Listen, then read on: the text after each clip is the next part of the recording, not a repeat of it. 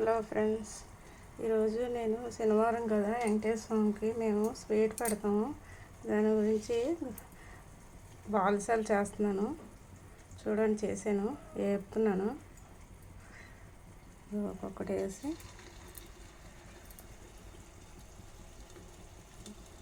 బాదుషాలకు కావాల్సిన పిండి, మైదా పిండి తీసుకొని, ఒక కప్పు మైదా తీసుకొని కొంచెం పాలు పోసుకొని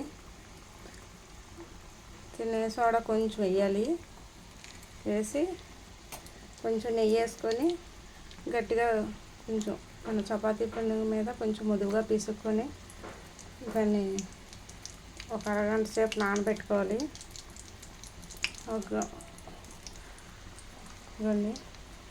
గ్లాసు ఒక గ్లాస్ పిండి కదా, చిన్న గ్లాస్తో గ్లాస్ పిండి తీసుకున్నాను. నేను పప్పు నూనె వేసాను, శనగ నూనె, దానివల్ల నురుగు వస్తుంది.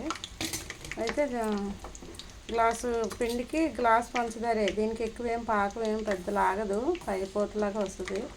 ఇదిగోండి పాకం.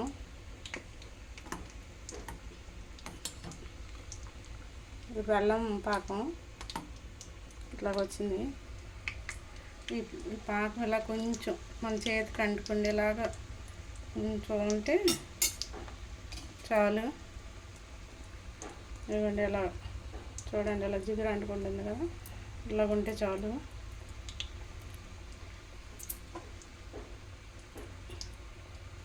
ఇవి మనం చక్కగా రౌండ్గా ఉండలు చేసి చిన్న కన్నంలో పెట్టేసి వేసి వేపేసుకోవడమే. ఈ పాకంలోనే కొంచెం ఏలక్కాయ పొడి వేసుకుంటే టేస్ట్గా ఉంటుంది.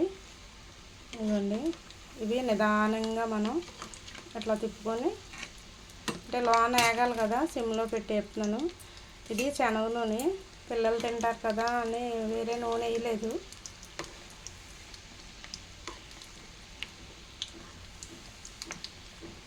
కొంచెం నొరగ వస్తుంది కానీ బాగానే ఉంటుంది. దగ్గది రాకుండా ఉంటుంది నూనె వాడితే మనం. కానీ పొంగుతుంది, చూసుకోవాలి, తక్కువ వేసుకోవాలి. మనం నిండుగా ఆ నూనెలాగా వేస్తే పొంగిపోద్ది. గోల్డెన్ కలర్ వచ్చేదాకా వేపుకోవాలి. నేను ఒక గ్లాస్ పిండి తీసుకొని వేసాను.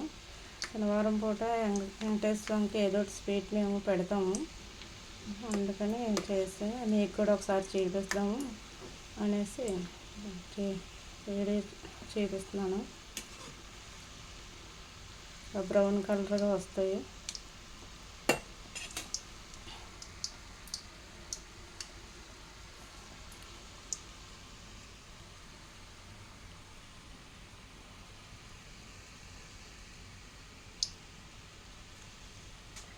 అలా చేసి పెట్టుకోవాలి. అలా చేసి పెట్టుకొని మనము అట్లా వేగించేసుకుంటే సరిపోద్ది. చూడండి, చక్కగా వేగుతున్నాయా అట్లాగా.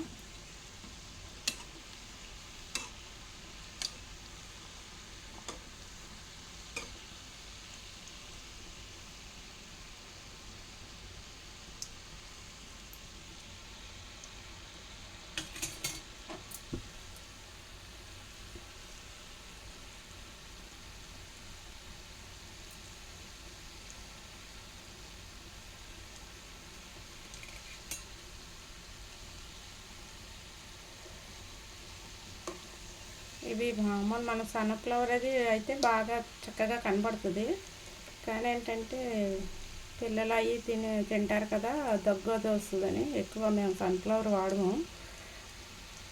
ఇది శనగ నూనె ఎక్కువ వాడతాం, లేదంటే పప్పు నూనె వాడతాము. దానివల్ల ఏంటంటే ఎక్కువ ఈ పిండి వంటలకైనా సరే నేను వాడేటప్పుడు కొంచెం చింతపండు వేసేస్తాను. అదేంటంటే పొంగకుండా ఉంటుంది. ఉప్పు కానీ చింతపండు కానీ వేసామనుకోండి అలా పిండి వంటలకి, అది నూనె పొంగదు, శనగ నూనె. అవన్నీ మా పెద్దోళ్ళు చెప్పినవే, మనకేం తెలుసండి. పిల్లలకి అప్పుడు అమ్మాలు చెప్పినవే కానీ చింతపండు వేస్తే పొంగదు అని, ఉప్పు వేస్తే పొంగదని అమ్మాలు చెప్పినవే.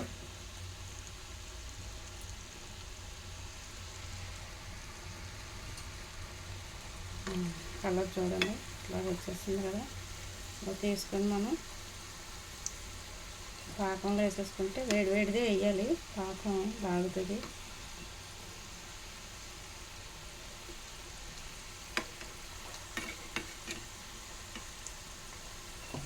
వేడివేడిగా వేస్తూ ఉంటుంది.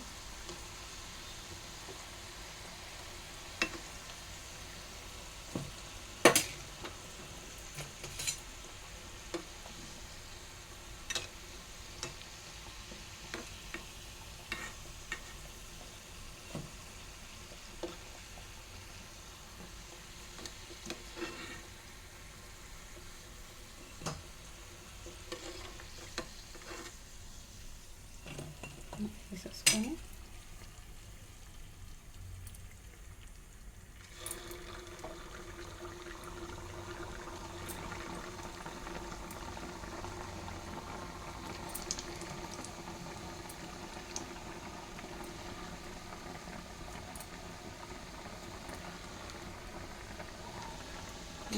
వేసిన పాకంలోనే అటు ఇటు తిప్పుకోవాలి. అలాగా బాల్స్ అని అవి వేగేటప్పుడు అవి తీసేటప్పుడు మనం ఇవి తీసేసి ఒక దాంట్లో పెట్టేసుకుంటే రెడీ అయిపోయింది. Balls ready.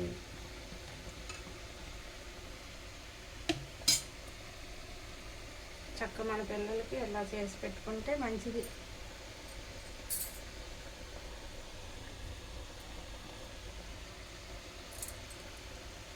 ఏదైనా మనం ఇంట్లోనే ఎక్కువ వీలైనంత మట్టుకి ఈ బిజీ అయిన లైఫ్లోనే పరిగెట్టడమే సరిపోతుంది. మనం ఏమీ చేసి పెట్టలేకపోతున్నాం పిల్లలకి. వీలైనప్పుడు సెలవులు ఉన్నప్పుడు ఇట్లా మనం కొంచెం చేసి పెడుతుంటే వాళ్ళకి ఆరోగ్యంలోనే మనం కొంచెం ఆరోగ్యాన్ని కాపాడినట్టు అవుతుంది.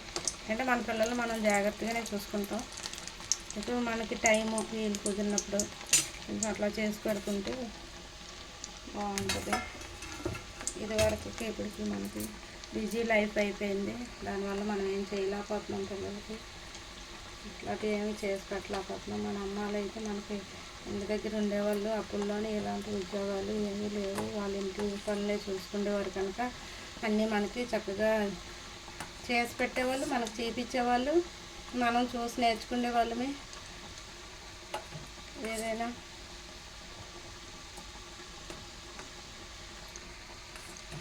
ఇప్పుడు మన పిల్లలకి అంత అవకాశం లేదు. వాళ్ళు స్కూళ్ళు అవి వాళ్ళకి మనకి కుదరట్లేదు సరిగా.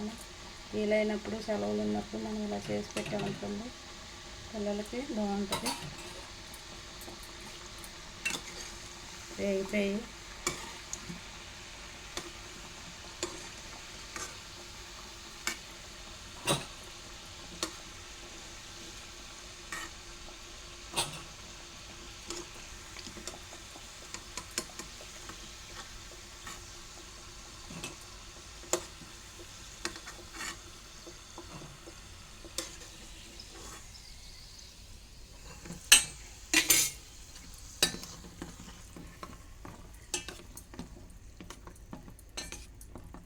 పాన్కి వేసినప్పుడు ఇట్లాగే ఉంటాయి.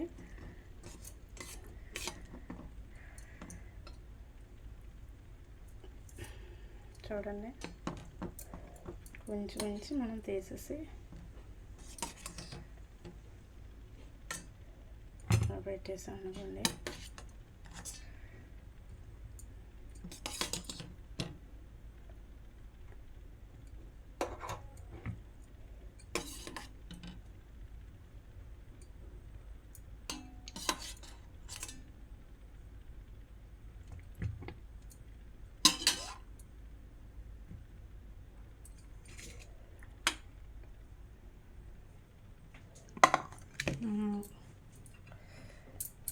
గులాబ్ జామ్ రెడీ అండి.